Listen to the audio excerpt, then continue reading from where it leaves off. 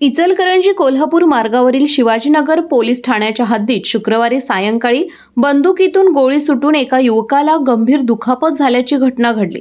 सुरुवातीला अज्ञात व्यक्तीकडून गोळीबार झाल्याची माहिती पसरल्यानं परिसरात एकच खळबळ उडाली होती। मात्र पोलिसांच्या प्राथमिक तपासात 2 युवक शेतात बंदूक घेऊन गेल्यानंतर ही घटना घडल्याचं समोर आलंय।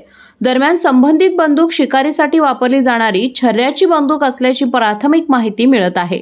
मिळालेल्या माहितीनुसार कोल्हापूर रोडवरील एका पेट्रोल पंपाच्या मागे लक्ष्मी माळकडे जाणाऱ्या रस्त्यालगतच्या शेतात शशिकांत कांबळे आणि शुभम सूर्यवंशी हे दोघे बंदूक घेऊन गेले होते। यावेळी त्यांनी हवेत गोळीबार केल्याची प्राथमिक माहिती समोर आली आहे। दरम्यान बंदूक हाताळत असताना अचानक गोळी सुटून शशिकांत कांबळे यांच्या कानाखाली मानेजवळ लागल्याने ते गंभीर जखमी झाले।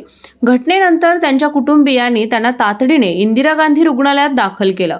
त्यांच्यावर सध्या उपचार सुरू असून त्यांच्या प्रकृतीवर वैद्यकीय पथक लक्ष ठेवून आहे। घटनेची माहिती मिळताच पोलिसांनी तातडीने घटनास्थळी धाव घेतली।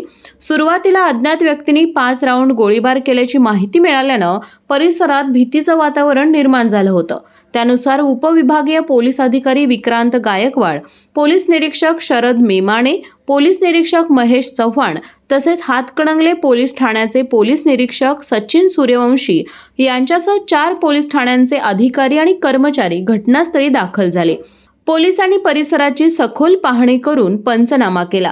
संबंधित बंदूक शिकारीसाठी वापरण्यात येणारी छर्याची बंदूक असल्याची माहिती समोर येत असली तरी बंदूक नेमकी कोणाची होती, ती कायदेशीर परवानाधारक होती का, तसेच गोळी नेमक्या कोणत्या परिस्थितीतून सुटली याचा सखोल तपास सुरू आहे। जिल्हा पोलीस अधीक्षकांनीही या प्रकरणाची गंभीर दखल घेत तपासाबाबत आवश्यक सूचना दिल्या असून पुढील तपास शिवाजीनगर पोलीस करीत आहेत। जनप्रवास लाईव्हसाठी कुंभोजहून विनोद शिंगे।